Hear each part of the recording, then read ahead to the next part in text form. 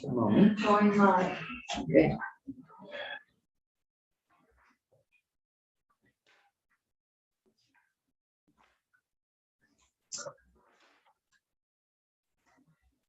Good morning. Today is Thursday, March 16th, 2023. It's 9 a.m. And this is a meeting of the Senate Natural Resources and Energy Committee.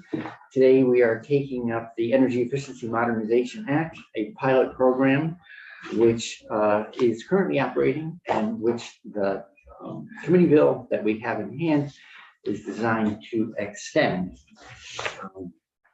Committee members have it for interested listeners. It is on our website. It's instead of a bill number at this point, because it's a committee bill, it doesn't have a bill number. So you can find it as draft and request, also known as DREQ 23-0476, and it is draft 1.3 that we're looking at. That's our current draft. So we took some preliminary testimony on this bill roughly, feels like a very long time ago, maybe 6 weeks ago or something like that, a month ago. We've been off on hard at it on the Affordable Heat Act, housing. We have 2 more days until crossover. I'd love to see us come back to at least 2 open items, which is the housekeeping bill from ANR, S80, as well as this, and see if we can finish our work on them and help them make crossover, which is tomorrow, the 17th. So with that, want to revisit this and find out what all the interested parties have to say, and see if we know if we need edits or but this is our chance to check in and finalize our text and get ourselves ready to vote tomorrow. If things are incredibly smooth, it's conceivable we could want to vote today, but we have 2 days to get to it. So that, so that's what we're doing work-wise in the timeline. I'd like to start with our first guest. So, Ms. Bailey, good to see you again. Thanks for coming back. Good morning. Copies of testimony. I didn't get around to PowerPoint this time. I know we're, okay, so for the record, Melissa Bailey, Director of Efficiency and Energy Resources with the Vermont Department of Public Service. The Department of Public Service serves as the public advocate in regulated utility proceedings, and that's the perspective I'll be bringing to testimony this morning. I know we're a little bit tight on time, just because it's been a few weeks since the committee's discussed Act 151, a quick level set, what is Act 151, passed in 2020. This was a 3-year pilot that allowed the energy efficiency utilities, Burlington Electric and Efficiency Vermont, to spend electric ratepayer funds on greenhouse gas reductions in the transportation and thermal sectors, and that was limited to $2 million per year per entity. In 2020, this was a consensus proposal that came from BED, EBT, several of the utilities and the departments. There was agreement on this pilot 3 years ago. And the discussion in 2020 really focused on filling gaps that weren't being met through other programs and services, including Tier 3 in the electric sector. So to quickly summarize the department's position on Act 151, we could be supportive of a 3-year extension of Act 151, provided that guardrails are maintained. So there are guardrails in the current legislation. We'd like to see those maintained, and that the use of electric ratepayer funds is justified through concrete proposals, and that there's an opportunity to discuss and evaluate trade-offs for spending in this manner. So again, the guardrails I'm talking about are the 3-year duration, and making sure that this proposal sits within the existing EEU budgets, and that it does not necessitate an increase in EEC collections or EEU budgets. I will say, as written, version 1.3, which is the bill I've been looking at, represents a significant expansion rather than extension of Act 151, and I'll get into that a little bit more, but it has the potential to implicate $10 million a year of ratepayer funds rather than the $2 million that is currently authorized in the pilot, and that's because of the language around the TEPF, the thermal energy and processed fuel spending. So getting right into recommendations for the bill language. We have three, and I'll just go through those quickly and then talk a little bit more about substance. So the department would like it to be permissive for the PUC to approve these expenditures if they're deemed appropriate use of ratepayer funds. So that would mean changing shall to may on line 4 of page 2. So essentially, it shouldn't be a foregone conclusion that the PUC must approve proposals that come forward from the EEUs. There should be the ability to evaluate those and determine whether they should be approved. This is really because all budget decisions involve trade-offs, and the department's position is that those trade-offs should be looked at publicly, transparently, and really discussed and evaluated. Spending money in one area means you don't have that money to spend somewhere else, and we'd really like to support an honest conversation about the implications of spending Act 151 funds in transportation and thermal, and look at the specific measures being proposed rather than looking at just conceptually transportation and thermal. Can you say something about how this compares to current practice? I'm just trying to, I'm sure everyone wants to see money well spent, well allocated, Sure. cost effective. I'm just trying to think about how someone developing a program, if it's a may, will know whether or not they're going to be able to develop a program and then budget and plan to use it. So sure, and I know you're hearing from the PUC after this, but my understanding is that the last time the PUC read that language, so shall is current language, and read that to mean that if the EEUs came forward with a proposal, the PUC didn't have the authority to not approve it, because they shall approve it. So in terms of current practice, what we'd like to see is the EEUs, to come forward with a concrete proposal and propose that to the PUC, solicit comments, and have the PUC make the determination. And that's not unlike how the rest of their budgets are set. Every 3 years, each EEU comes forward with its best thinking for programs and services, and there's a back and forth about where ratepayer funds get expended. We may say spend a little more here, spend less there, and it's really about those trade-offs again, because we're talking about limited funds. thank you. So that's our first suggested change. The second change is that these should be included in the budget as I referenced within a flat budget. So this language, I understand from late yesterday that there may be changes to this language again, so I don't want to spend too much time on this. So I'm in part B on page 2, and this is the new language in version 1.3, strikes a portion of and inserts in addition to its resource acquisition budget. We read that as you're expanding the budget. The EEUs now have additional funds to spend. Again, I understand the EEUs may be presenting different language today. So I don't want to belabor the point, but the department does not support increasing the energy efficiency charge on electric ratepayers to fund these activities. This is just not the right time to be putting cost pressures on the electric sector when electrification is really the cornerstone of our climate policy. We need to make sure that electric rates are affordable. We need to make sure that when we're promising people, if you put in a heat pump, you are going to save money, that promise actually materializes. So this is probably the core element of the department's testimony across many policy discussions, but I just want to make sure that that's underscored.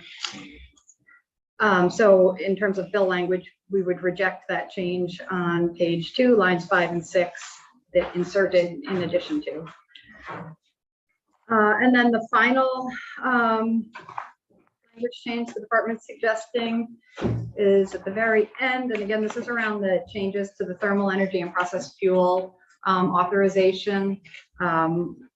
It is not clear to me on reading that section exactly what activities are intended to be funded. And we would recommend striking, including measures or programs permissible under Act 151. Talk a little bit more about that. Where is that? The very end of the bill, page 5.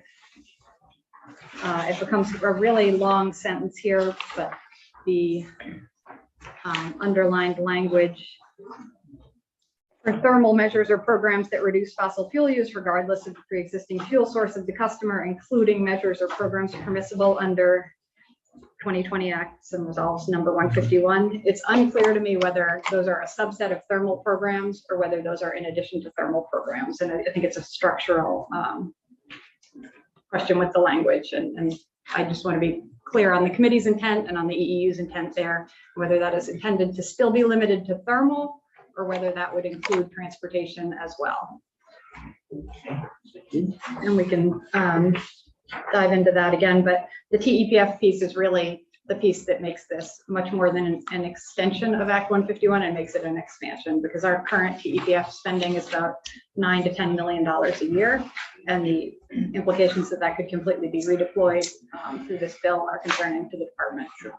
Can you just to make sure that we're all up to speed, can you sort of pop back up and talk about the thermal energy process fuels, how much the source of the funds and how they're currently being expended?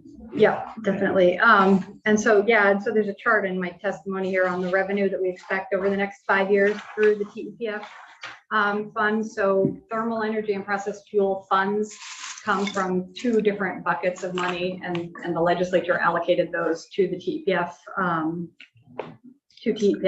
through statute. So TEPF funds are partly Vermont's revenue from our participation in the Regional Greenhouse Gas Initiative. So the RGGI allocates allowances to each state based on emissions from the power sector. And because Vermont doesn't have very many emitting power plants, we have more allowances than we need to use. And so we're able to sell those for credit. That RGGI revenue is one component of our TEPF funds. And the second is the efficiency utilities, when they conduct electric efficiency activities, are able to essentially bid those savings into the forward capacity market. So they're able to go to ISO New England and say, look, you don't need to build as many power plants because we've done efficiency that depresses the load. Right. And so I can bid this as a resource. Ungeneration. Ungeneration, Yeah. Exactly. Rather than needing generating capacity, you can say efficiency is a resource, and that is assigned a monetary value. And so we're able to collect revenue from that. I'm thinking about the trajectory of those fund from years past, and I can't remember if it was I thought maybe it was the FCM market that was predicted to decline, so the revenues were going to decline, but I'm looking at it and they're relatively steady declining, but not nearly as much as a forecast like 3 years ago. Can you say something about what's going on? Which funds are keeping the level relatively high?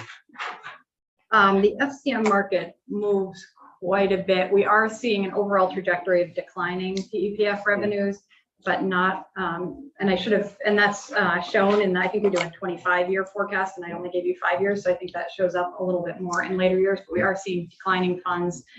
Just 2 years ago, the TEPF revenue was about 12 or 13 million a year. So we are seeing a decline, but perhaps not as precipitous as some forecasts. And again, the forward capacity market, that's a market run by ISO New England, and those are somewhat volatile, those rates. Okay. And in that chart with the funds allocated out to efficiency and Burlington Electric, the totals, for instance, 2023 is 9.3.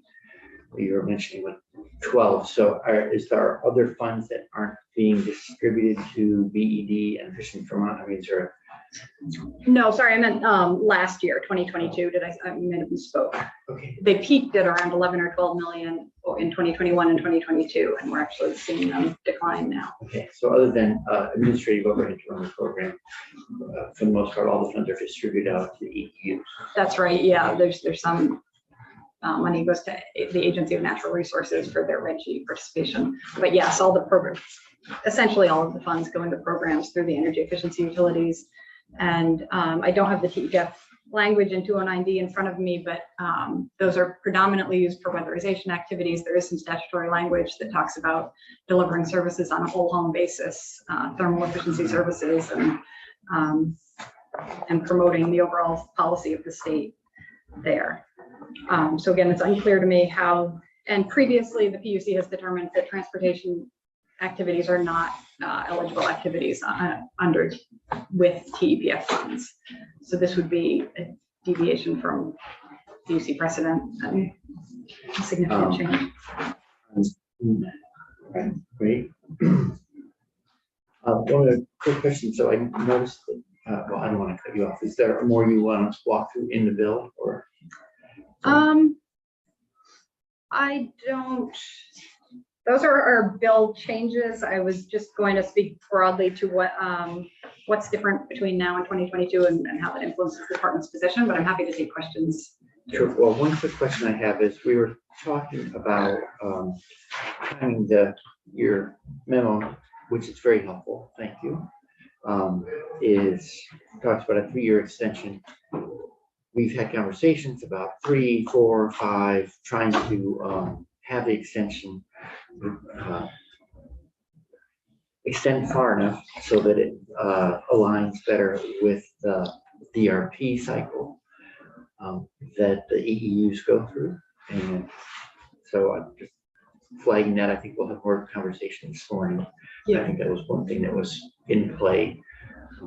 And I think that the most current request from me to our drafter was to put it at 4.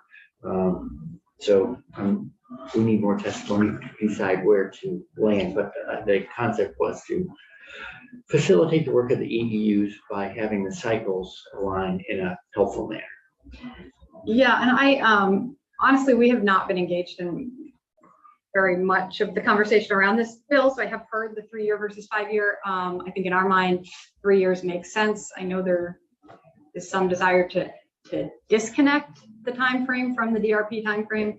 For me, so DRP's demand resource plan proceedings take place every 3 years and set the EEU's budgets. We're in a process right now for setting next year's budget. To me, it makes sense to have these happen in concert. It's a 3-year budget, and I think it makes sense to look at the all-in budget, Act 151, and other activities at the same time. I'm not sure I see value in a staggered 4-year or 5-year process. When the PUC is going to set the budget, we're going to know what the EEC is, and then essentially be reallocating some of the money midstream. To me, that adds a lot of complexity, and I'm not sure what the value add is, but I'm certainly open to hearing testimony from those who'd like a longer time frame. And the other piece I would say is we're in a time of rapid change. This was a pilot. It's gone on for almost 3 years, 2+ years. We haven't evaluated the pilot.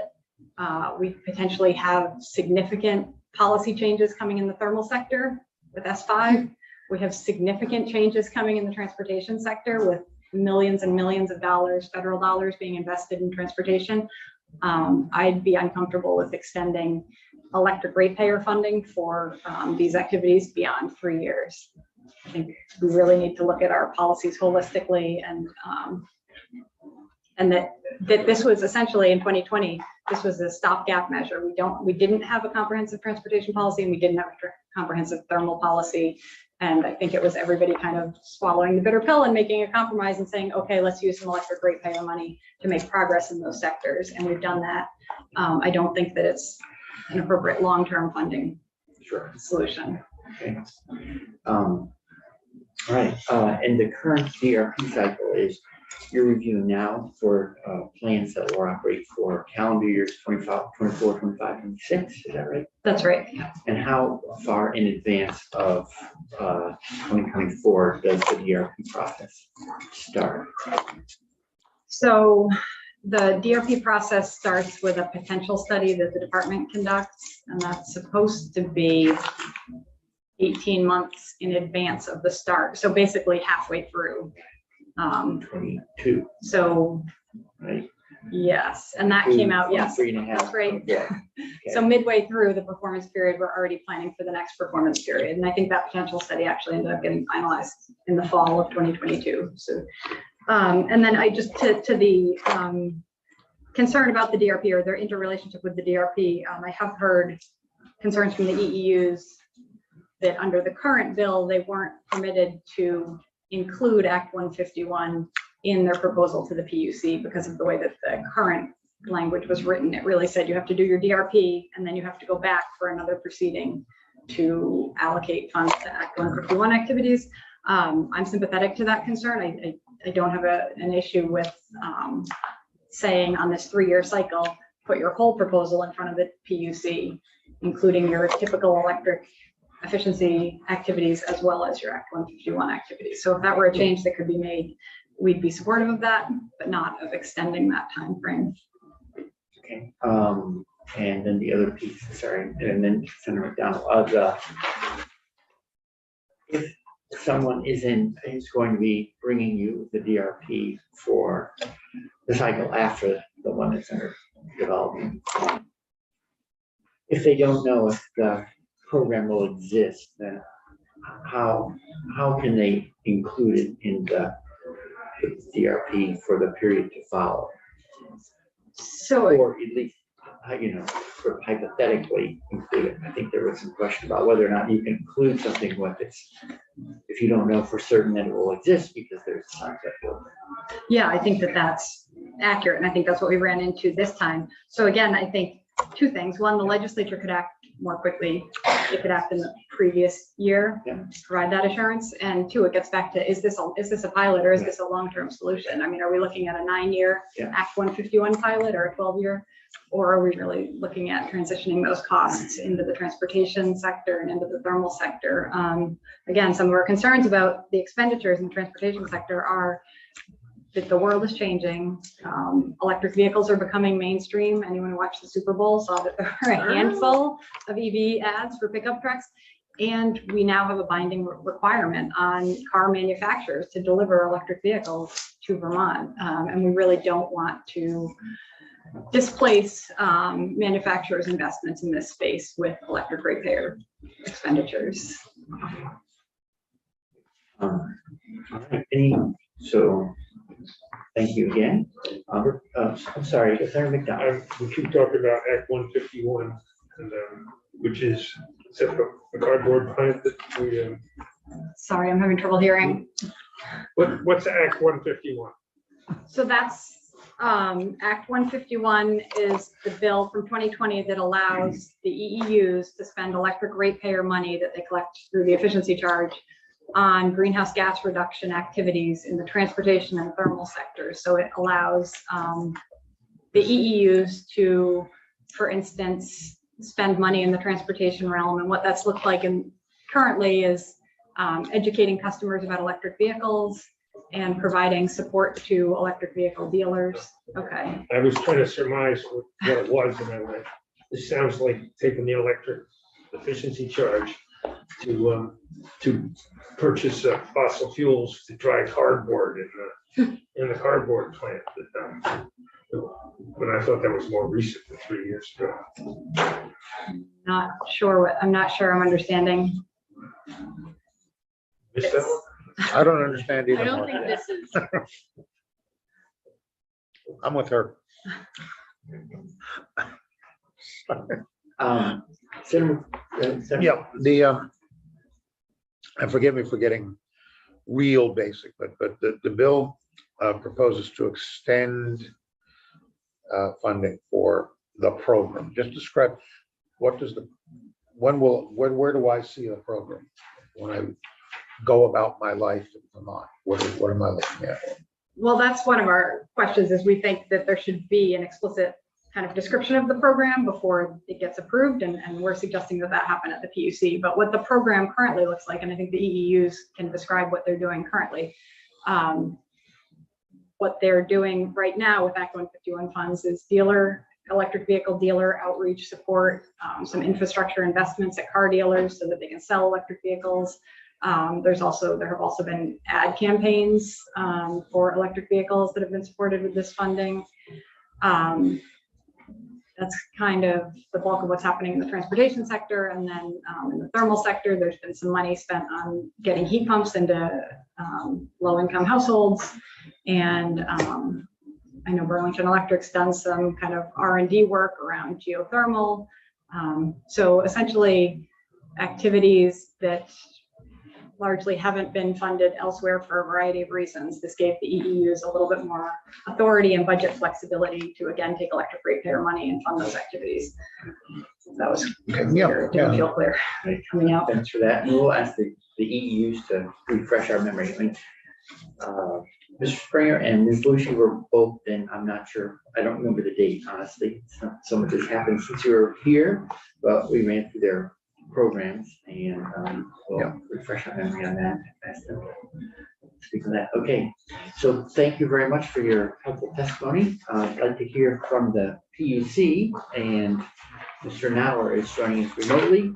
Good morning, Mr. Nauer. Good to see you. Thanks for beaming in. All right. Good morning, everyone. Thank you for having me. For the record, my name is Tom Nauer, and I'm the Policy Director at the Public Utility Commission. And I appreciate the opportunity to provide input to the committee on the draft bill that would potentially extend Act 151. I have a few high-level comments on the proposal, and then a few specific suggestions regarding the bill. So in case it's not clear, the Department of Public Service and the Public Utility Commission are different state agencies, and we have different roles in the regulatory sphere. But with that said, I think Melissa did a great job kind of providing an overview of Act 151, and I share many of Melissa's perspectives. So hopefully my testimony can be briefer than I planned, because Melissa has already done a lot of the work.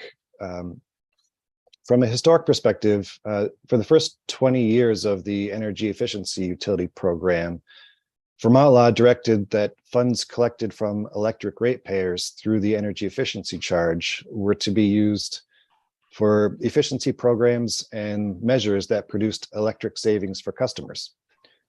These savings produced benefits for the efficient operation of the grid, and that's a benefit for all electric customers, whether they participate in the program or not.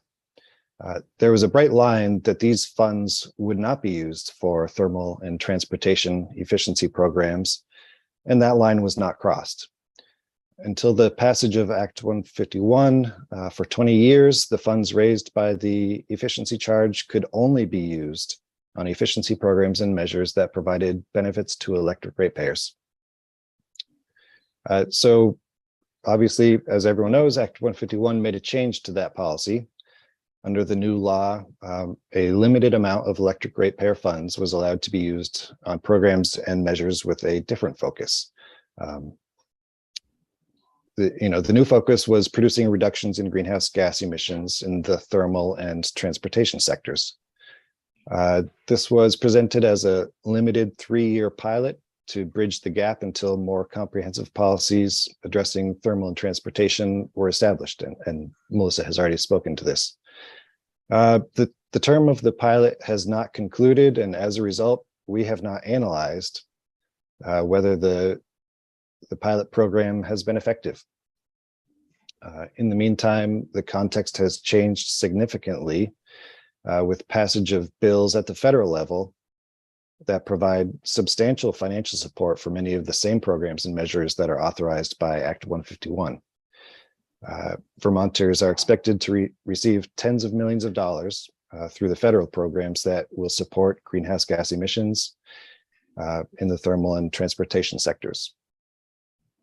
So in light of the substantial federal financial support for the programs, for these same programs and measures, I encourage the committee to consider whether it continues to be good policy to use electric ratepayer funds raised through the energy efficiency charge to support programs and measures whose aim is not to provide electric ratepayer benefits, especially when the efficacy of the programs and measures hasn't yet been tested. But if the committee concludes that the available federal funds are insufficient to the cause, and that a continuation of the pilot may be a prudent use of electric ratepayer funds, the committee could consider whether to authorize the continuation of the program, of the pilot program, subject to a finding from the PUC that the programs and measures from the first 3 years, in fact, have been effective in meeting their purpose. The Department of Public Service already has a budget and evaluation plan in place to evaluate the Act 151 pilot, and it's my expectation that we will have answers next year. So those are my high-level, big picture thoughts, and then turning to a few specific thoughts on draft 1.3. I share, I agree with Melissa's proposal of changing the shall to a may.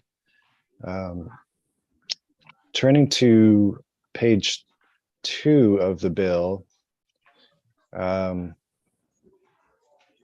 thing I wanted to point out on line 2 of page 2, it looks like the draft would limit the 6-year 2021 through 2026 budget to being equal to or less than the 2018 through 2020 budget. And I wanted to make sure that that is the intent of the legislation.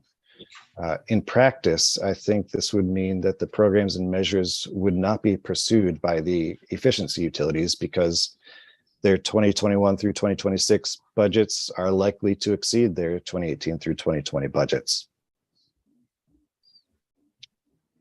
So just double checking with the committee on the intent there. Okay, thank you. Sure. I mean, it makes complete sense. I'm not sure what the budget trajectories have been, but. Can So- you explain that one more time? Would Sure. you mind just having that one more time? Happy to. So we're on Right. page 2, the very top, and so the issue is because it's 21 through 2026. Yeah, so one more time. What would the change be to accurately reflect addressing the concern you're raising? I don't specifically have a concern. I as representative Your of the PUC, comments. what I want to do is accurately implement the law that you are telling us to implement. And so, what this would present is saying, if your 6-year budget does not exceed that past 3-year budget, then you can do this. I mean, that seems very unlikely that their 6-year budget would be equal to or less than their 3-year budget. So, okay. Right, I'm guessing there's, we probably, I think the underlying notion was something like a prorated basis that you would, an annual budget, but we'll downshift and make sure we have the financial details straight. It would only make sense to me, I'm thinking about it, that if you average the annual or 3-year cost, that you would say that's the level at which you'd be spending. Not that you would take a 3-year budget and say, how would you stretch it and spend the same number of dollars over 6 instead? Okay, thank you for that. Sure. And then turning next, same page under subsection B, this is again where Ms. Bailey recommended on line 4 that the shall be changed to a may.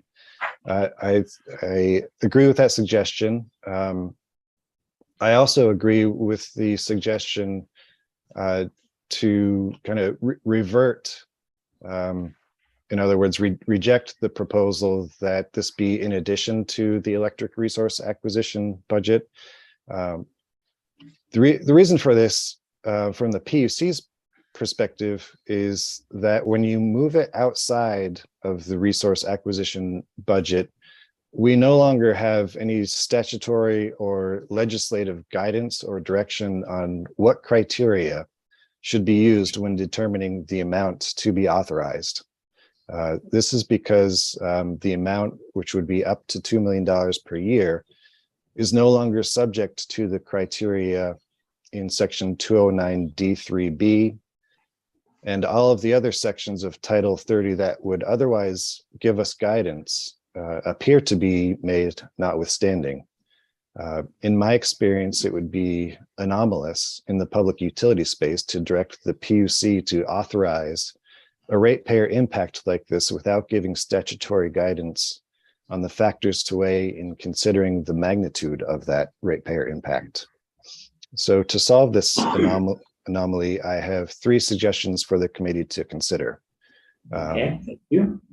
Option 1 would, again, move the pilot program budget back into the resource acquisition budget space. Doing this moves us back into familiar territory where we weigh the efficiency utilities budget proposal against the criteria enumerated in section 209D3B. That's where we consider things such as reducing the size of future power purchases, limiting the need to upgrade the electric grid, minimizing the cost of electricity. The PUC is directed to weigh a bunch of different factors in determining the magnitude of these budgets and the efficiency charge. Option 2 for you to consider is that if the section 209D3B criteria are not the criteria that the committee wants the PUC to consider, then it would be helpful for the committee to enumerate other criteria in this bill. Again, we would like some guidance on what factors we should weigh. And then option 3, oh, go ahead. Can you, I know you were saying that section 209, did you say B3? So, sorry, D as in Dan, 3B beta. Yeah. Okay, thank you. You're welcome.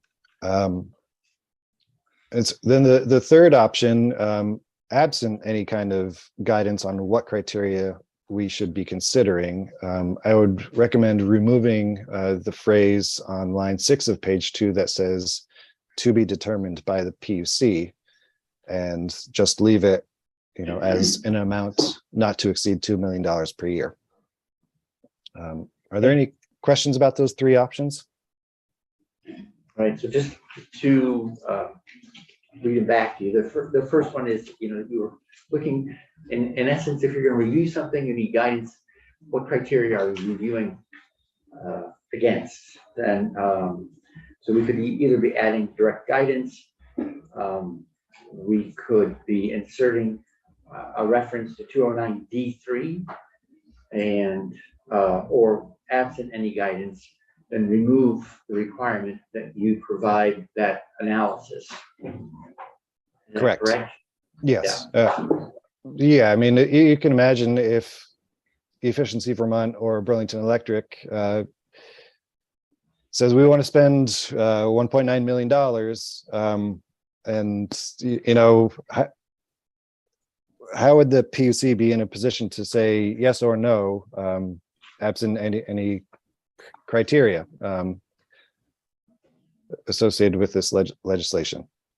Great. Thank you. So we paused there. Do you have more testimony on the bill you'd like to offer? Yes. Two more quick thoughts on the specific language. Page 3, subsection 5. This is regarding the statewide versus utility specific. I don't have a position on this section, but I wanted to point out that this could be read to mean that if Burlington Electric Department offers a specific program or service, it would have to be made available to VEPSA member utilities as well. So again, this is an opportunity to clarify the intent of the bill and potentially avoid unintended consequences if that is not the intent. Okay, and right. And then again, I'm just going to echo what Melissa testified to regarding section 3, the proposed modifications to the allowable uses of TEPF funds. Historically, Vermont law has reserved these funds to provide thermal efficiency services to unregulated fuels customers. And the intent of the proposed amendment really is not clear to me. And so I just really encourage the committee to identify the intent and make the language as clear as possible in order to avoid any potential unintended consequences. We have around $10 million per year at play. I know Melissa, provided you with a chart of projected revenues, and Vermonters have been well served by the existing programs, and we just want to be sure that we avoid jeopardizing those funds just through unintended consequences. So clarifying the intent of this amendment would be very helpful. Sure. And just, I want to make sure I'm catching up and on the right lines. Are you referring to the same language that Ms. Bailey pointed out, lines 15 through 18 on page 5? Is that where you're? Yes, that's correct. Yeah, okay. Thank you for that. Anything else you'd like to share? That's all of my testimony. Happy to answer any questions or let you move on to the next witness. Okay. That's very helpful, Senator McCormick. Yeah, you made a reference to federal actions. Why do they not make this Vermont action irrelevant? I believe that those federal funds will be directed at many of the same end uses in the thermal and transportation sectors that have been supported for the last several years through Act 151. So that's a policy decision for the committee to make, whether it continues to make sense to use electric ratepayer funds in those sectors, given that the context has changed with the availability of those federal funds. Okay, thanks. Yeah, you had a suggestion around if we were to proceed that approval. I'm just trying to understand how it might be implemented. You had a suggestion around subject to findings of cost effectiveness upon review of the initial pilot program.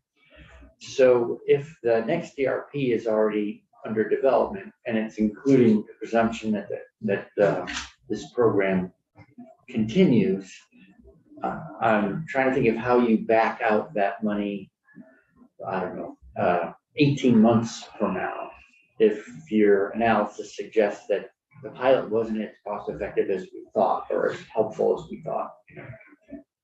Any thoughts about that? We'll have sort of launched with the pilot extended, and then people and programs will be running. I'm just trying to figure out how we would gracefully exit if we said, that actually wasn't as cost effective as we thought. From my perspective, we're not going to be graceful in either scenario, whether the pilot is extended or not extended. We're in for a bit of administrative work. And, we're experienced with dealing with these types of changes. So we can either proceed with budgeting and planning for the extension and making that making a change if there's a finding that the programs have not been effective, and we could revisit the budgets and savings goals and efficiency charge collections, et cetera. Or we could proceed under the inverse scenario where we don't assume an extension of the pilot program until there's a finding of effectiveness. If there was such a finding, then we could work with the efficiency utilities to ramp things back up again. Okay. Yeah, the other piece, I appreciate you making the criteria for evaluating whether to proceed or how to proceed or more explicit for us as we all think about it together, like not just only the committee, but all the interested parties. The other piece I'm a little concerned about is the notion that we do have federal funds coming, and I don't know to what degree they are certain to arrive and be available to the entities that are carrying out the work under the pilot now. I mean, it'd be very encouraging to know that as much federal money, I think we'd all like to think as much federal money as we may be eligible for arrives, and but I wouldn't want to count on it yet, so I think that's another contingent factor that we're trying to factor in here as well. All right, any committee questions for Mr. Nauer? Thank you very much. Thank you. So, Chair, yeah, Senator McDowell. there. We keep going back and giving examples of things that we didn't want to do or don't want to do, and spending money for benefits, but we keep changing the rules in the little game, in this separate circumstances. We talked earlier in this meeting about using electric efficiency money to install heat pumps. And I recall that the bill that was going to do that got held up in this committee because the electric efficiency money was being used to install heat pumps, regardless of whether the homes in which they were being installed had been insulated. And there was an objection that we were using electric efficiency money to do inefficient electric use by putting heat pumps in buildings that were uninsulated. And we changed, before the bill got out of here, we changed it. I think you'll recall it was on the cusp of May have a been, crossover thing. And I believe did you testify on that bill? Were you working for Deputy Commissioner. you deputy commissioner? And you came in and found a way to not use electric efficiency money to put in, or to limit the amount of ratepayer charged money that would be used to put heat pumps in inefficient buildings. And we were able to stop the original plan. Am I mischaracterizing that? if you want to identify yourself for the record. Sure. Darren Springer, General Manager, Burlington Electric Department. The bill that I believe Senator McDonald is referencing predated the renewable energy standard and was a proposal from Efficiency Vermont at the time to utilize electric ratepayer funds to install heat pumps. I believe it actually is in law and has not been utilized particularly. And it has some language around using best practices when installing heat pumps. And then when we implemented the RES, the tier 3 programs became more primary and also have language around demand management and other pieces as well. So yes, Efficiency Vermont supported a large part of that, but they did it, grinding their teeth until the requirement that there had to be weatherization done in the homes so that it would be spent wisely. So, and Efficiency Vermont, one of my favorite organizations, they're tasked with doing the right thing, also bends the political winds, in my opinion, when it, even on occasions where it contradicts what they're supposed to do. I go back to the cardboard thing, the cardboard factory, where we are using electric efficiency money to purchase fossil fuels to dry cardboard. It doesn't do one whit towards helping us get to be reducing electric rates. It's simply the big beneficiaries are the people who dry cardboard, not the ratepayers that are coughing up the money. And we say we have a policy, and then we get into some of the details and we look the other way and come close, in the case of heat pumps, with doing the thing that was contrary to our alleged policy, which we corrected. In the case of the cardboard, we didn't change, we pulled right ahead and done it. And I guess I'm getting long-winded here. My colleagues are going, what's he getting to? We're listening.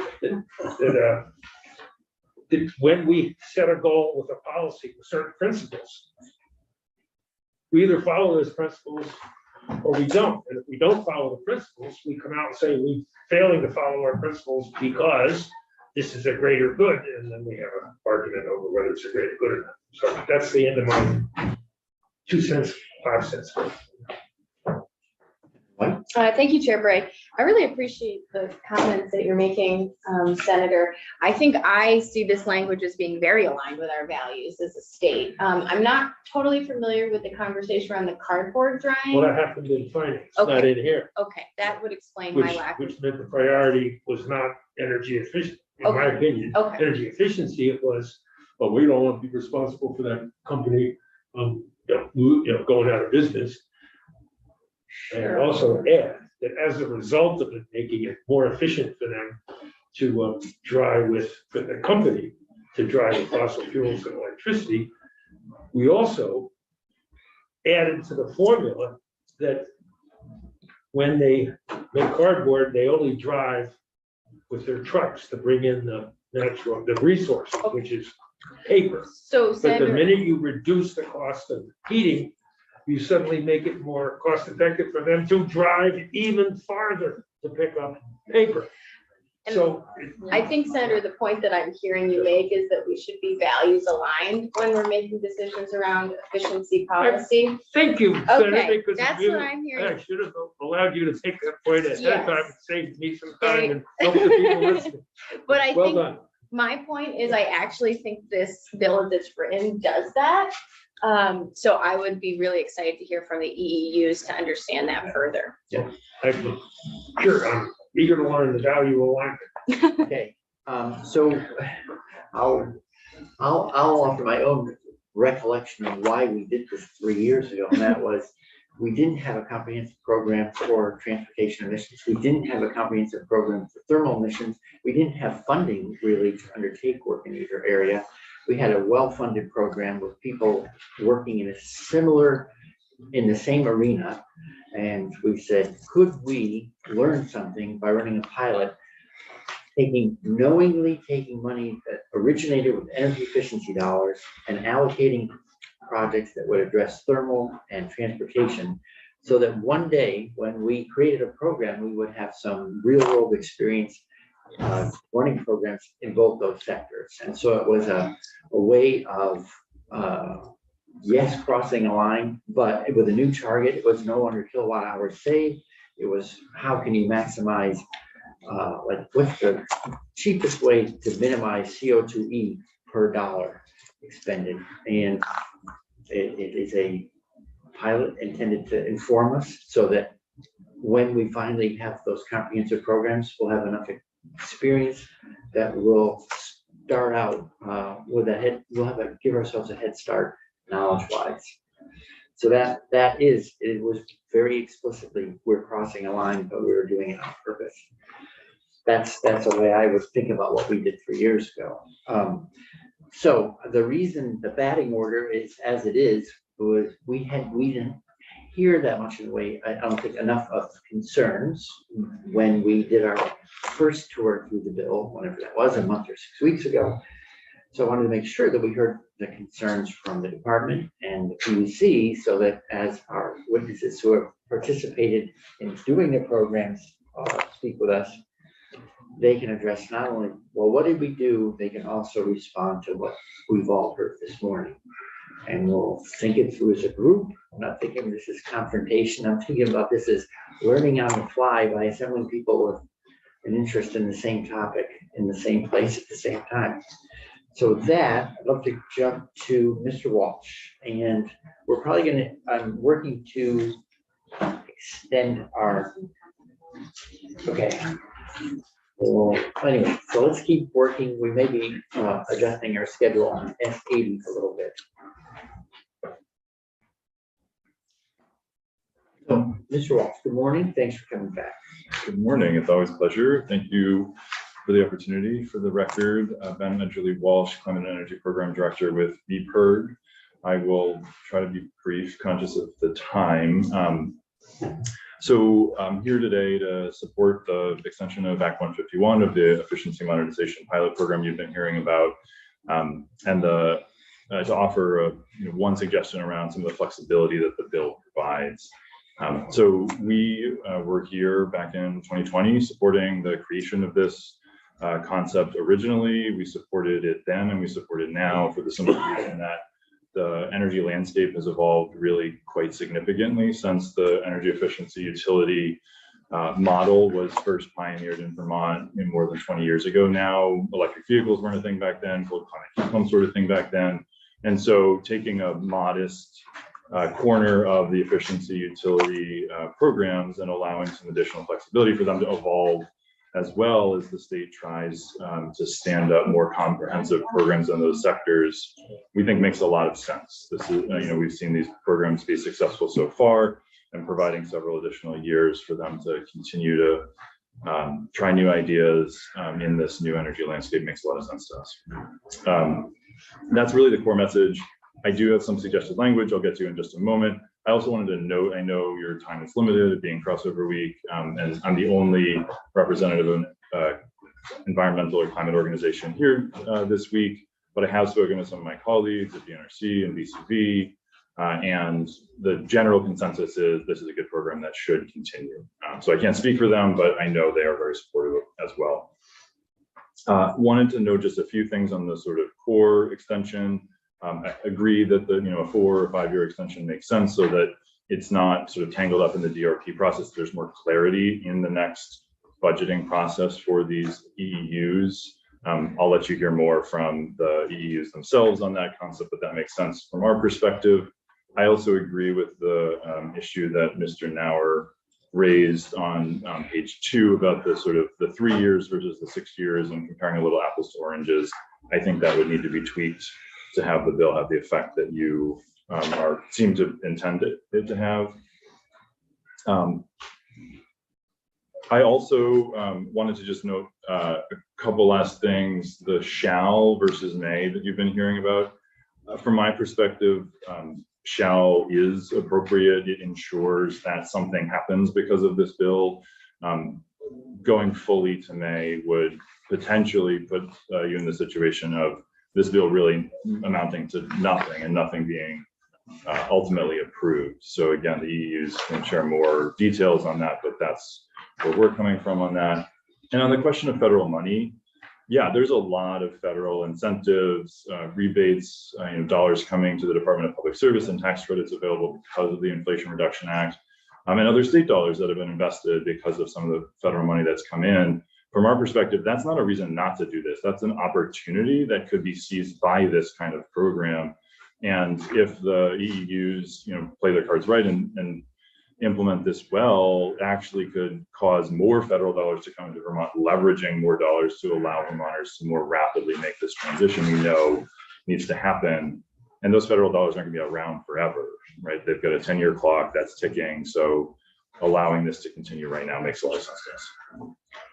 I also wanted to zero in on the language at the end around the thermal efficiency and process fuel funding. We support the flexibility that's already in the draft that you have, and have one additional suggestion on that. So essentially, from our perspective, at this stage, it makes sense to allow flexibility for those dollars to be flexed into the transportation sector as well. Transportation fuels are also unregulated. They're also fossil fuels. They also cause a high energy burden for their users, especially low and moderate income Vermonters who have to drive a lot. And they also create carbon pollution. I would expect if that sort of flexibility is granted, and I'll share some language in a moment, that would primarily be flexibility that would be exercised by Burlington Electric and not Efficiency Vermont, because of Burlington Electric's unique situation as both a distribution utility with tier 3 obligations and an energy efficiency utility. We'd love to see that flexibility, both the existing stuff in the bill and what we're proposing be granted to both of those EEUs, but ultimately if it's your judgment that it makes more sense to do that on a more limited basis, that could make sense, just allowing DED that flexibility. I wanted to briefly describe one specific concept that we would love to see sort of piloted in the transportation space. Is it possible to pull up my slides? I know I got them to you fairly late, Jude. Did you make copies as I asked? I ran out the door into this room as soon as I can make copies, physical copies. You have to accept my invitation on Zoom and then I can share your slides.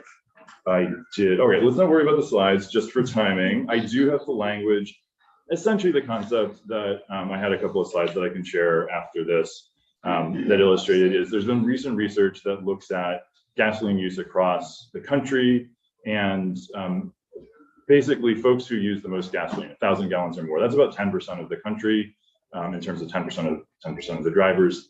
That 10% uses about a third of the total gasoline in the country. That is as much as the bottom 60% of drivers in terms of total amount of gasoline used. And that is also the universe of people who have the highest energy burn in the transportation sector and are going to have the hardest time getting into electric vehicles. And if we can do a better job helping those Vermonters, those Americans generally, get into electric vehicles sooner rather than later, that's going to reduce energy burn in Vermont more quickly. It's going to reduce carbon pollution more quickly. It's going to make every electric vehicle that we get on the road that much more effective at reducing carbon pollution. And so essentially what the language we're proposing here would do, and I do have copies of this, is provide that flexibility in the transportation around TEPF dollars to move them into the transportation space. And specifically get into. And quick question. Yes. So you emailed this to? No. It is in the slides. It is in the slides. I have not emailed this one pager, but I can certainly do that after I testify. Great. And if you can CC Ms. Chakowski, that'd be good. Absolutely. We're talking language, it's great for our drafters to see. Absolutely. So again, there's two instances of just adding the word transportation here to provide that flexibility. And then the last half sentence essentially says that it makes sense for some of these funds to, and they should be allowed to go into new innovative programs in the transportation sector, in particular, targeted to high consumption fuel users and low and moderate income Vermonters, because of those are two universes that we really need to serve well as we're transitioning to electric vehicles. And we can get a lot more sort of bang for our buck if we're allowing some supplemental or tweaked programs or incentives to better serve those customers. That's essentially what this is trying to do. I also want to note, I've been speaking with Mr. Stringer about this, and my understanding is this is something that Burlington Electric would like to be able to do, but I'll let him speak to the details of that. Thank you. Senator White. Thank you, Chair Bright. I'm very interested in the language that you presented us, and I know it's something that I would want us to pursue in a final draft for consideration of the bill, or at least to consider adding it as a committee. I'm wondering if you could speak a little bit more to the super users concept as it relates to not, I think what I've heard folks say is a minor concern that some of our super users are more likely to be our lowest and moderate income Vermonters. But could you just tell us a little bit more about why that isn't the case, and that's in fact more likely our wealthiest folks who would fall into the category of being penalized if we were to move forward, or benefited with our low and moderate income folks? So the research that's been done on this nationally has been really spearheaded by an organization called Cultura. Again, I can share some of the information from them, but what they've found is actually high gasoline use doesn't really correlate well with being upper or lower income. It's sort of distributed fairly evenly across the income spectrum. But when you have a low income American who does have to drive a lot and is using that, that much gasoline, you can see up to, a third or more of their income going just into transportation, to say nothing of heating or electricity. And so what I hope would happen, and I think this language really speaks to, is supplemental incentives for those high consumption fuel users, but especially targeting them to low and moderate income Vermonters, where that energy burden is a really acute concern as well. Thank you. And that fits really well with, I think, the work we're trying to do generally with making this an equitable transition. So. Thank you very much. Thank you very much. So I've adjusted our schedule on the fly. We have an extra half hour. We'll finish this discussion this morning at 10 of 11, and have a 10-minute break. At that point, we'll start at 11 on S80. Pushing that back since there's more to discuss. Great, thank you. So with that, Mr. Springer. Thanks for coming back. So now you know what you're up against. So let's work our way through it. Thank you. Thank you. Good morning, Darren Springer again, General Manager, Burlington Electric. Joined by my colleague, Chris Burns, who's Director of our Energy Services Programs on Zoom. We did present, I think it was about a month ago, as you noted, Mr. Chair, on our various Act 151 programs. As a reminder, we've utilized the funds to enhance some of our Tier 3 programs. So we have bigger EV incentives, bigger heat pump incentives, a new program, which is an incentive for a second heat pump in a home that has installed one and been successful and wants to utilize another one to further reduce fossil fuel use. We have supported multi-family building EV charging through Act 151, which is a key issue for us in Burlington. We want all renters to be able to access EVs. So building out the multi-family charging infrastructure has been important. We've utilized it in a unique way that no other program will ever be able to do, whether it's Tier 3 or clean heat or anything else, which is to support the test wells for geothermal projects, which can be a $20,000 or $30,000 expense. There's no guarantee that you're going to be able to move forward with the geothermal system. So this is a perfect Act 151 program that's enabling additional decarbonization. As I mentioned, we've done several of those, one of which was at the Burlington High School, the new Burlington High School site. I believe they're poised to move forward with geothermal heating and cooling as a result of that. And we've also utilized this to support the Delta Climb Business Accelerator, our participation, doing pilot projects with seed stage energy businesses, such as the new small wind turbine at the Burlington Airport with Arc Turbines that we've supported. Our multifamily charging is also through a Delta Climb business partnership with a company called EV Match. So there's a variety of unique things here that wouldn't necessarily be funded in another program and are enabling us to do additional decarbonization work. To speak to some of the items that came up, my clear understanding from the get-go with this program was the idea is if your 3-year budget was going to be level or less than your next 3-year budget, essentially, if you're not increasing your spending in the efficiency program overall, but we have declining cost-effective electric efficiency opportunities because we're no longer able to incentivize things like LED light bulbs, for example. We don't want to lose this important revenue that can be used for climate purposes. We want to fill the gap with Act 151 programs. That was what we did, and that's what we would intend to do again. We also are supportive of using TEPF funds to add to the Act 151 programs for Burlington. We have a unique wrinkle here, and I'll address because I heard the comments from the department and the PUC. We have TEPF is used for unregulated fuels primarily. We have mostly regulated fuels for our customers. We're 95% natural gas service territory. So we run programs that support the limited number of oil, heat, propane, and other unregulated fuel customers in Burlington. But we typically cannot utilize our full allotment of our customers' TEPF dollars. Over the last few years, with the legislature's prior approval, we've been utilizing those funds to support the district energy feasibility work. That'll be coming to a conclusion in the near future. And this adding TEPF to the eligible source for Act 151 and making it additional for us will enable us to do more thermal decarbonization work in Burlington. Yes. Thank you. I know I should know this, TEPF? Thermal energy process fuels, which is a set of funds that is based on our participation in the RGGI program and bidding energy efficiency into the forward capacity market.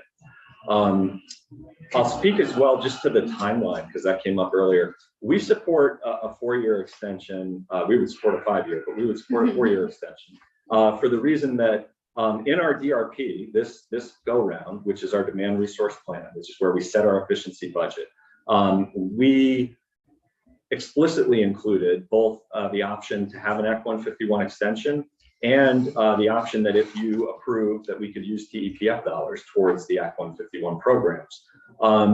The alignment of the DRP and the Act 151 is a challenge. And we lost a year of implementation the last go round because we spent a year essentially trying to move these program authorizations through the regulatory process. And so our programs under the current 3-year proposal are really only 2 years of program. However, they've been successful. We've spent about half of our budget during the first year of implementation. Customers are interested in these programs. The uptake is there. So we would very much support a 4-year extension, or at a minimum support language similar to what the department has suggested, that would make clear that the EEU should propose additional Act 151 programs for the next budget cycle, so as not to lose time in terms of implementation, in terms of customer programs. I think that the idea that there is federal funding coming is excellent. We're supportive, obviously, of bringing in as much of those dollars as we can. Those will not replace, in a number of ways, the programs that I just outlined. The federal dollars are not going to help us engage with Delta Klein businesses. They're not going to help us with drilling geothermal test wells for customers. They may well supplement some of our EV and heat pump work, and we're prepared to be nimble in looking at what the environment is. And that's one of the great things about Act 151 and really Vermont's regulatory process. If conditions change, if there's all of a sudden new incentives available for customers for heat pumps that make our incentives less relevant, we can be nimble and switch to areas where there is a need. And we've done that already once with Act 151. We've reduced the spending on dealership related programs because, as Ms. Bailey noted, there's been a significant investment in that space by the automakers and by the dealerships. And we've plussed up programs like the multifamily rental and geothermal testing. So we can be nimble within this construct. We have no interest in raising our efficiency charge to fund these programs. We want to stay level with our overall efficiency charge budget, or perhaps it could even be less depending on what gets approved, but no more than level. We want to fill the gaps with Act 151, and we'd like the opportunity to use TEPF dollars on top of that. And we propose, just for specificity, spending about $200,000 a year over the next 3-year period in TEPF dollars to support additional thermal decarbonization in Burlington. So the scale for us would be an additional $600,000 of our customers' dollars that we would otherwise potentially lose, and our customers would lose. So this is putting them to a good purpose, and we feel there's a good rationale for that. Quick question for Senator White. The discussion over may versus shall on page 2, line 4. We support maintaining the current language, shall. We feel, given that there was, I think, significant debate in the regulatory process about what the intent of the legislature was, I think making it as clear as possible that this is a program that is going to happen, not removing discretion that should always exist for the department and the PUC to scrutinize the programs, to approve them with whatever appropriate criteria, as Mr. Nauer noted, whether that's criteria that's already in the existing legislation or additional criteria. We fully support that scrutiny. But the idea that the program should happen, I think, is something that we'd support maintaining. Yeah, I think one thing I would ask you, and maybe you and any other parties interested in maintaining the strength of a shall, could then address Mr. Nauer's concern that there's shall, but evaluated against what metric, and we're not explicit about that. And we'd be glad to propose, in collaboration with other entities working on this, appropriate criteria to address that.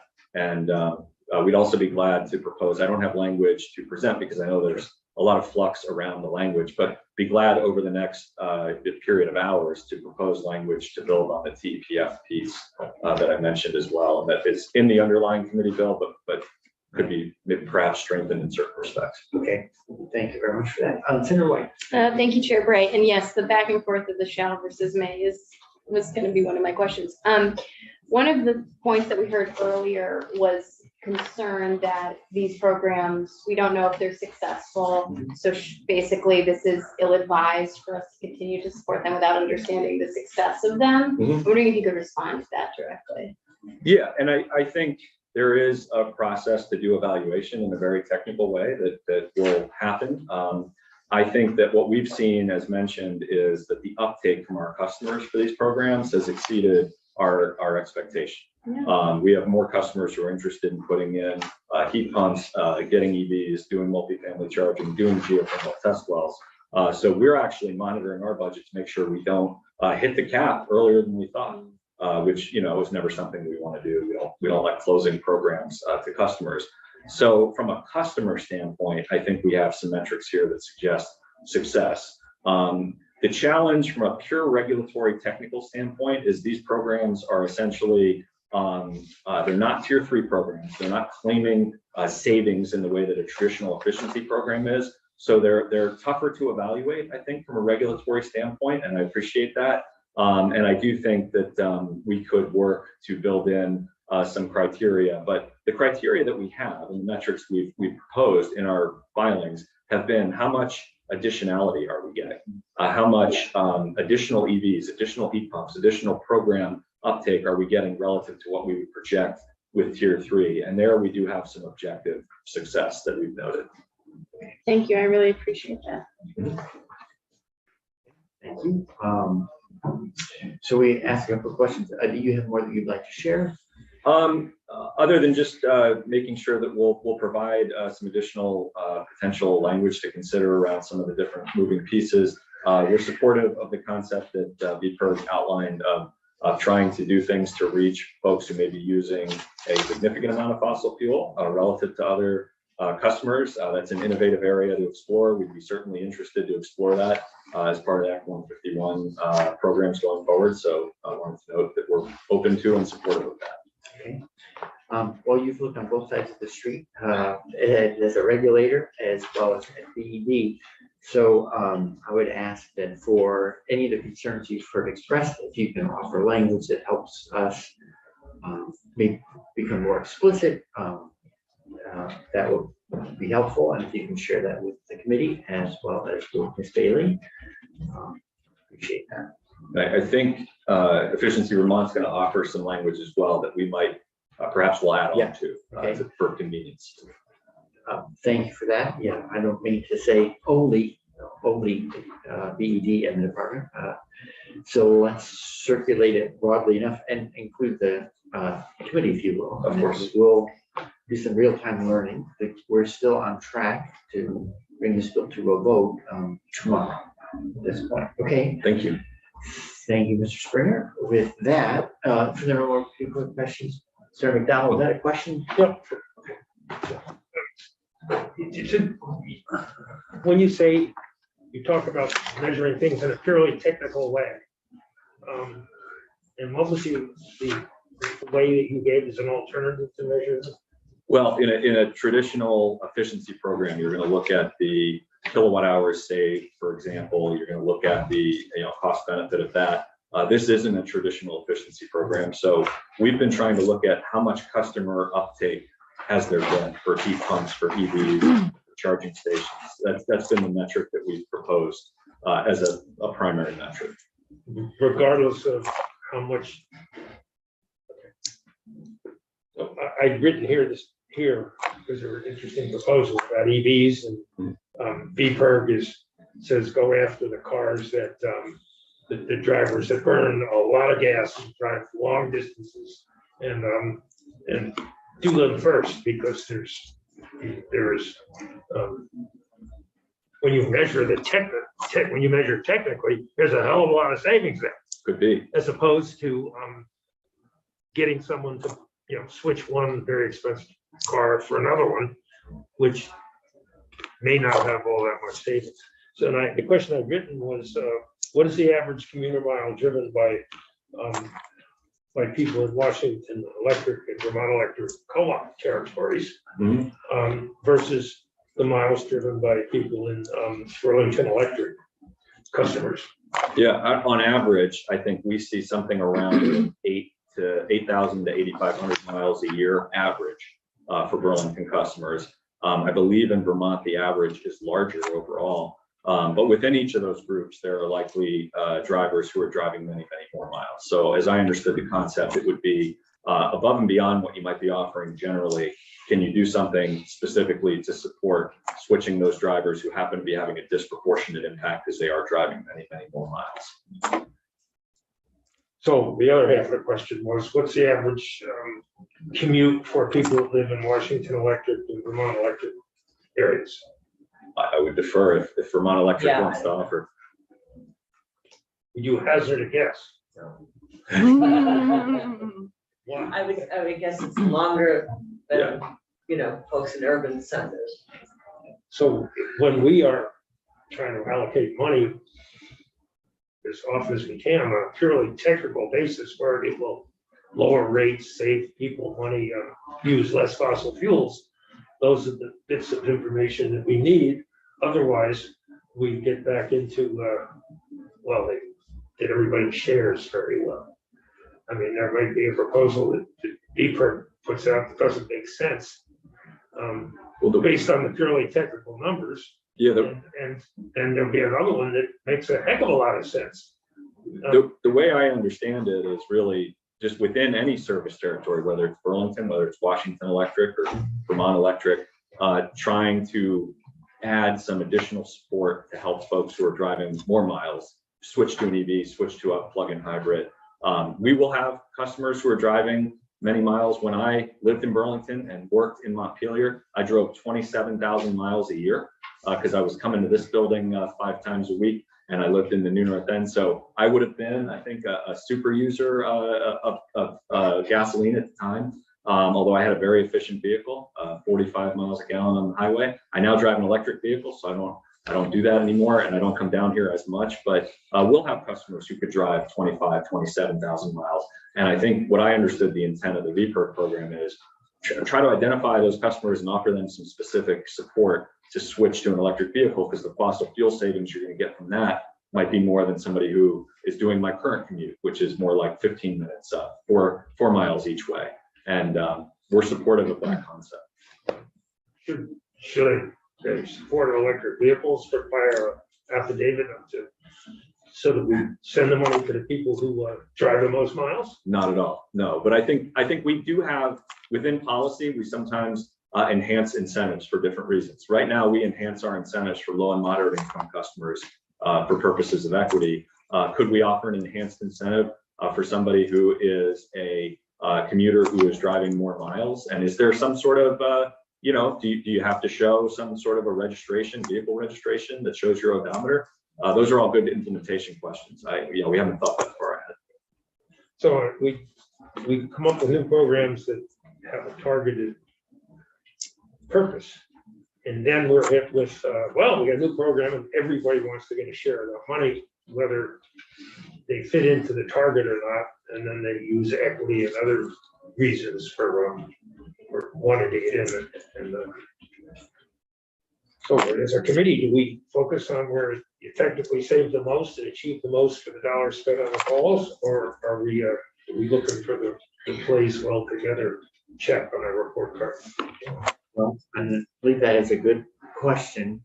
That's all we're supposed to I don't know if it's that tension. I don't know if that tension actually exists. I would slightly disagree with that, What goes Frank. around here with every witness. Yeah. Sarah Watson. Thank you. I think I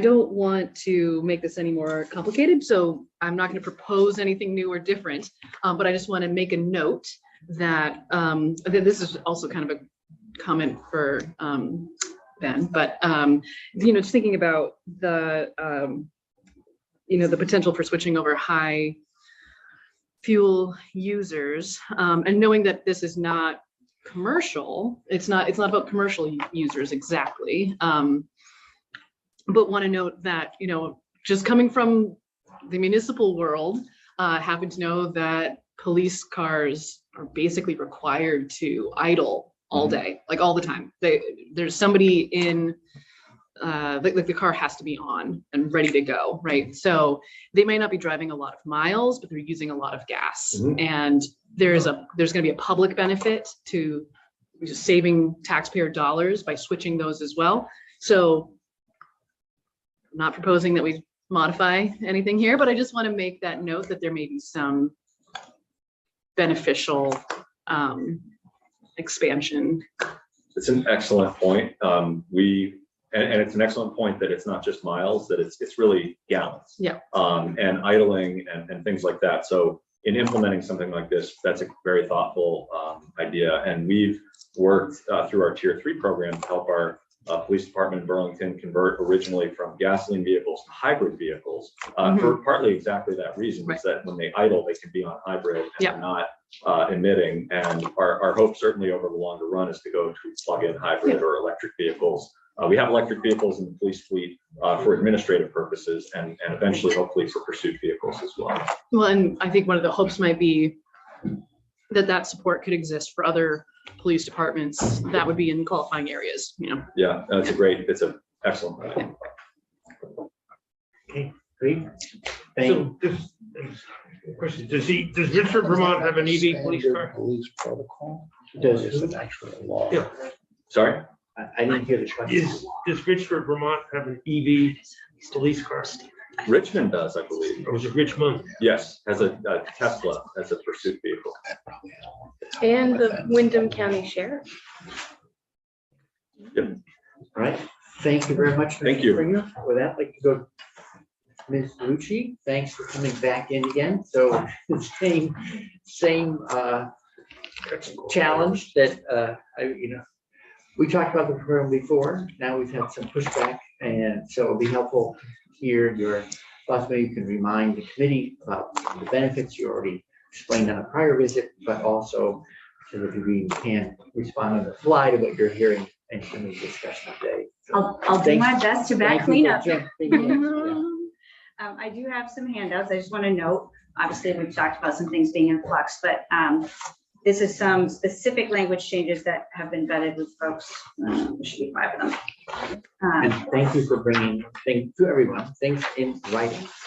Yes. It's very helpful this time of year to have written proposals. So I just wanted to start with quickly reviewing the current Act 151 programs that Efficiency Vermont offers. So we have 2 buckets: transportation.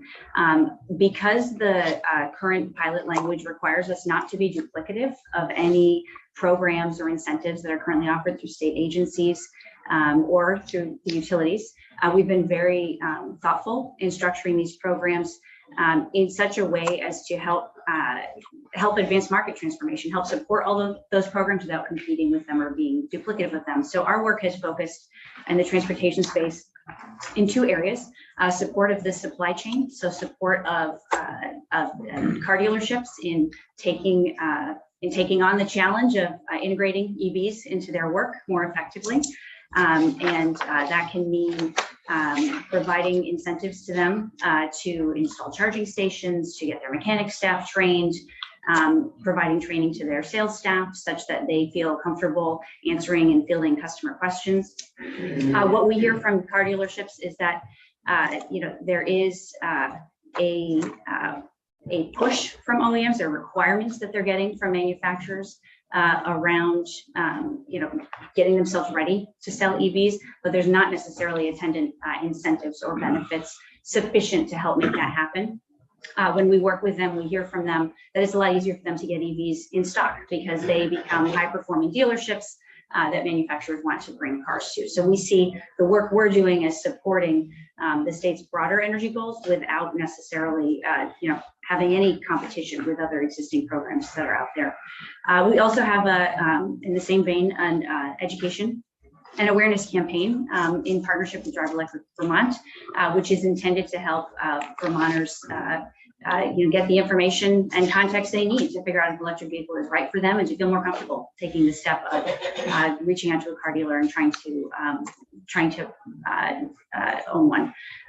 We also have done some work with used car dealerships, which is another gap in that space. Thinking about what it's going to look like to have used EVs and make sure those are available to Vermonters who don't have the means to purchase new vehicles through traditional car dealerships. So that's our transportation programs. On the thermal side, again, we've been really intentional in trying to fill a gap that existed. Up until recently, weatherization agencies were not able to support heating electrification at the time when they weatherized a home. And they do have federal money they're using to take that on going forward, but there are a lot of homes that could have been good candidates for heating electrification in the past. And so we have worked in partnership with the distribution utilities and with weatherization agencies to reach back out to those customers, evaluate whether a heat pump is the right fit for them, and then pair tier 3 incentives with existing incentives available from Efficiency Vermont, and then augment that so that these customers can install heat pumps for free, and they can use our Efficiency Excellence Network to install them, because we know that the weatherization agency staff are really overstretched right now and not in a position to do look backs and serve those customers. That program has been very successful. We're currently doing our second round of outreach and have seen a lot of customers who are feeling very well served by it. We're also helping support the utilities in meeting their low income goals under tier 3, which has been really helpful. So those are the programs that we offer. As I noted, we really approached our programs thinking about what it would look like to advance the market and to support all of the existing efforts that are underway in the state. We really saw and see the resources available through these pilots as a way to augment other funding sources and fill gaps that exist. And so I would just speak to the, I think sorry to interrupt. I just wanted to pause because we've been moving around the bill, and I think I wanted to, for ourselves as a committee, flag the sections that you're referring to in your narrative, and that is, so on page 2, when it talks about what measures, what the program's measures and services authorized pursuant to the subsection shall include, then it goes through 1, 2, 3, 4, 5, and 3 and 4, I think are be additive and complementary to, shall not replace or be in competition with energy transformation projects.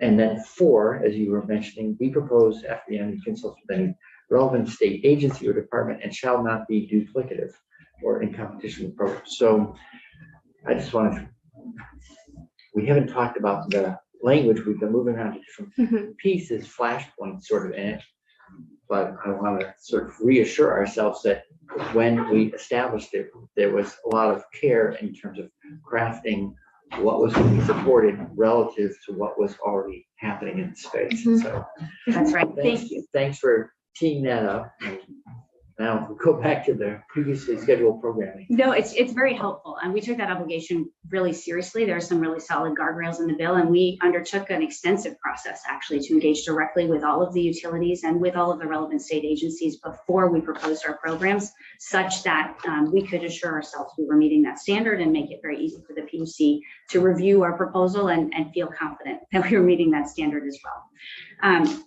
So really our focus, again, not being duplicative, filling gaps, helping support the market, and help support the success of many other programs and efforts underway in the state, all in advancement of the state's broader energy goals and policy.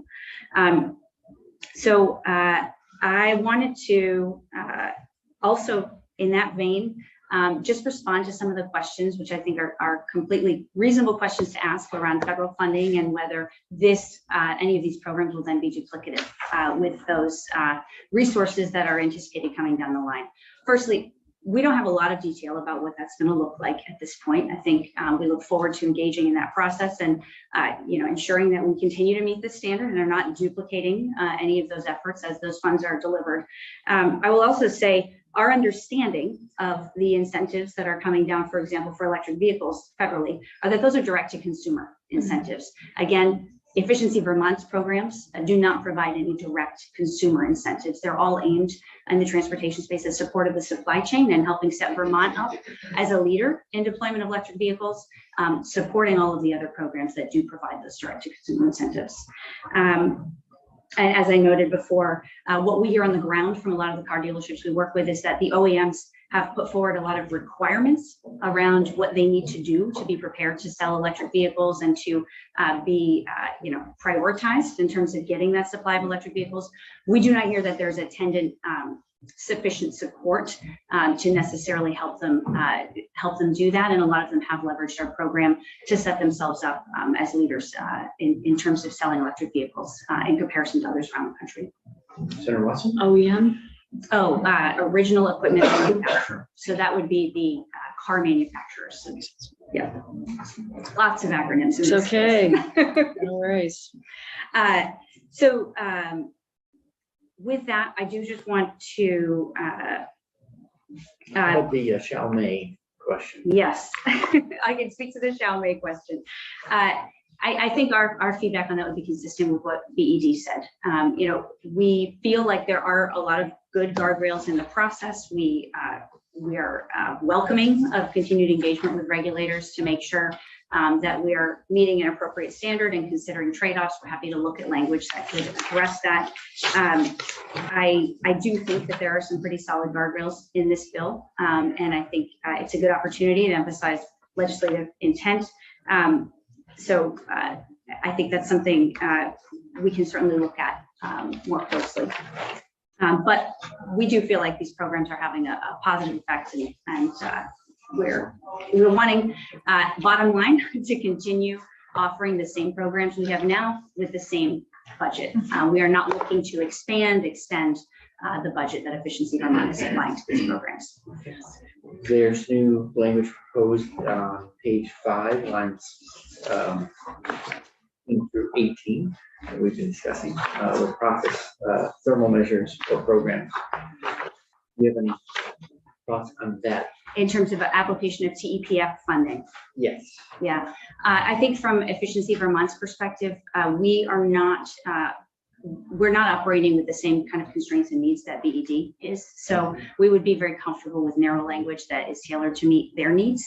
We don't need to be, included in that if it doesn't make sense. Okay. But from your perspective, I don't want to put words in your mouth, but I do want to make sure I understand. So are you sort of neutral on it? It's not applicable to the programming you're doing.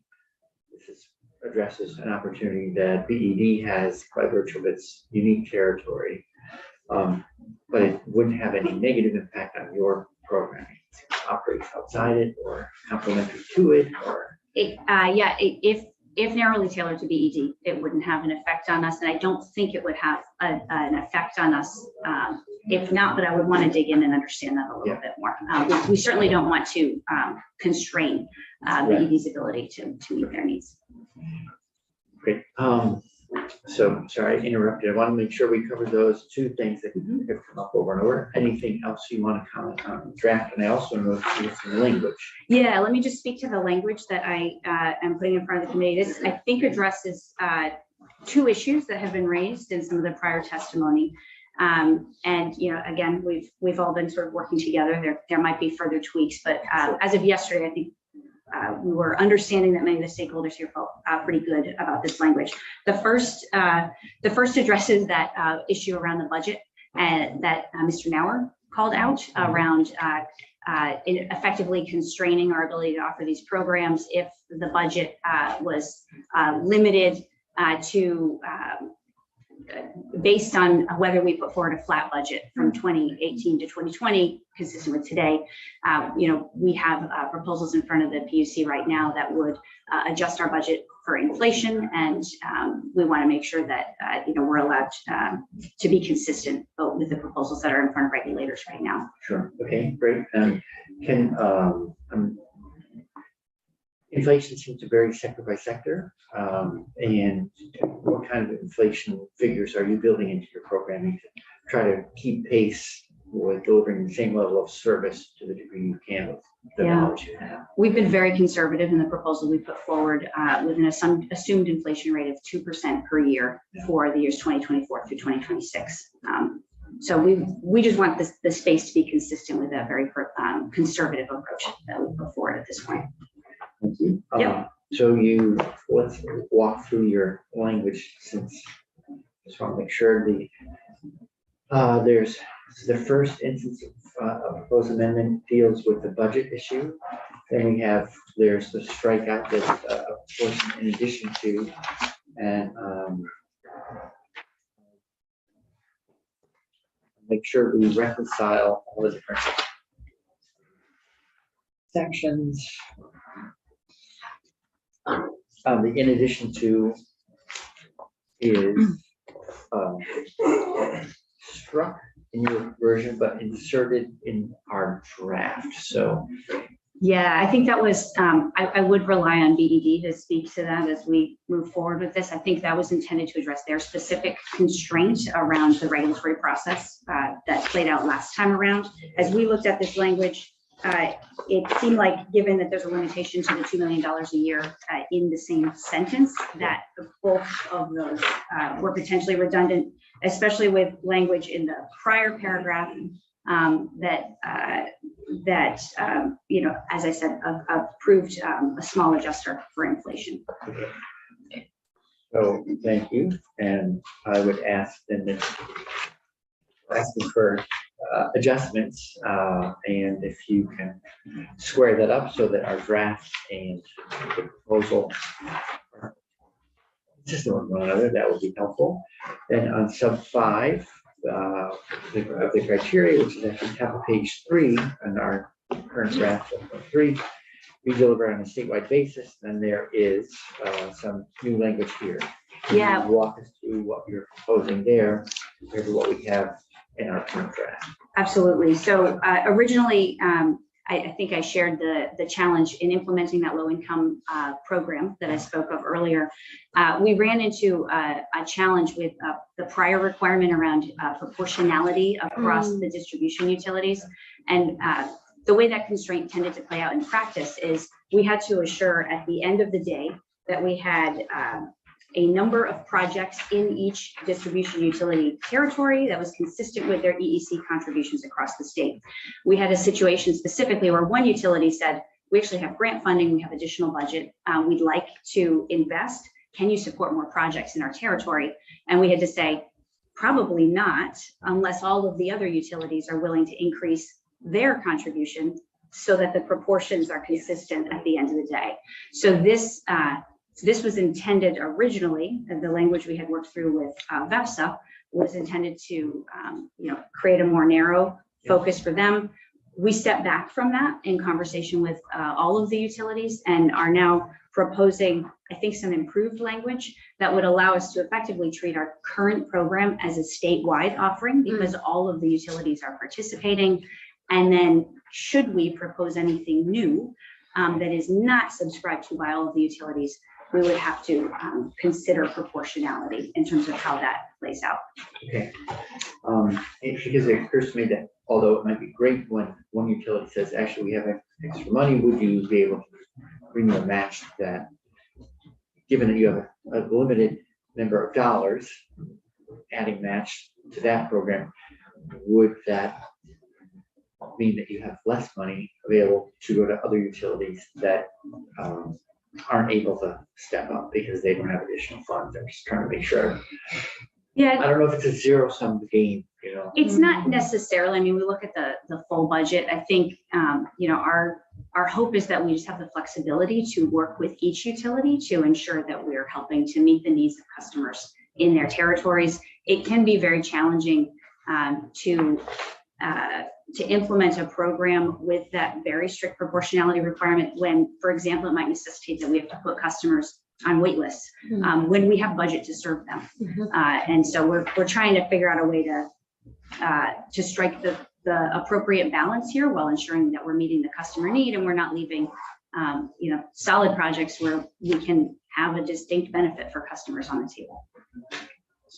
Thank you, Chair Bright. Yeah, I'm extremely supportive of this language because I think it has caused, I think the intent was very good, but unfortunately it's caused a situation where it's a little bit of a chicken game where everyone would have to raise up in a way that if you as an individual utility have the ability to do it, you're now being hampered. So I do hope that we can move forward with this language because I actually think uniquely it's hurting rural Vermonters when we look at how the proportionality has played out with the programs. So if we don't change this, I actually think we'll end up having less support for some of our rural customers who would potentially have gotten support if we had had this language prior. So I appreciate this a lot. Sure. And I would say, we're supportive of the intent. There's not a desire to move beyond the intent of the original language. We just want to make sure that there's the ability in practice to help support customers. Thank you for bringing language at this point where, with within 24 hours of black and white between the four corners of the page and voting. So I would ask that all parties who are here, exchange language and keep us in the loop. We are scheduled to return to this bill. We have 75 minutes scheduled for us to review language proposals and potentially vote the bill out tomorrow morning, working from 9 a.m. to 10:15. So I really want to thank people for participating. I know it's up tempo, but that is the nature of the legislative schedule. None of us love it, but it does help us make progress. So with that, any other, we've asked you any questions, anything that you didn't get to because of the interruptions? No, Only from me. I appreciate your time and consideration in this, and look forward to the opportunity to work with everybody to help get you what you need to move forward. Certainly, if there are questions, I'm happy to answer those. Okay, great. Any questions for resolution? Okay, thank you again for coming in. Ms. Cohen, you're in the on the bench. I don't know if you're here just to listen or you wanted to offer any comments while we're round one. For the record, Andrew Cohen from Monologic Co-op, we're working very closely with all the parties that Section 5 language that Kelly just offered. Yep. We were participating in, and we'll continue to do that. Great. All right. So, all right. And any other comments from anyone who's in the room or participating? Okay. So thank you for a helpful discussion. Clearly there's things to resolve, but I also feel like we're on the right track to have the right conversations with the right parties. And we have a sign in the wall there that says be optimistic. So we'll see language later today that brings us closer together, and then we'll be in a position to respond to that and review it and act tomorrow. And with that, we are going to take a break until 11 o'clock, at which time we will move to S80, the AMI housekeeping. Thank you, everyone. Yeah. And we fixed all the problems while you're out of the room. My apologies, thank you. My apologies for being out. I got Listen. We're in a better It is shape here, yeah. tempo time. It is up tempo time.